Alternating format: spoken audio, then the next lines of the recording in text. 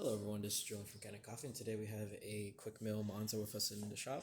Came in for a few issues, mainly a general tune-up, and also towards the end we realized that the magnet inside of the water tank was not magnetized into the float, or the float meter, or a sensor that's behind the water tank, which would cause a lot of issues. The machine would run without water because it doesn't know when it's empty, and also if you were to say descale the machine, you would have to factory reset the machine because the descaling cycle would never finish, and so you're stuck in an infinite loop of just pouring water out.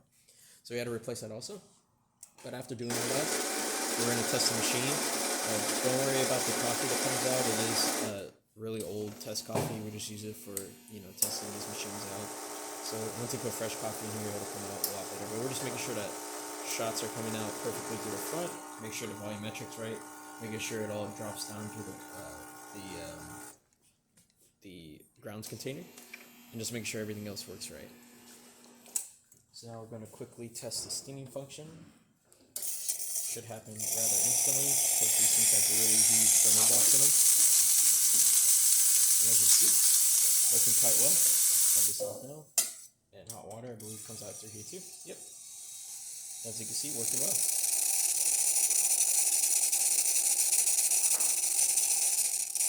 And yeah, that's about it for this repair. If you like this video or any of our other repairs on our channel, leave a like, subscribe, and hit the bell. Thanks for watching.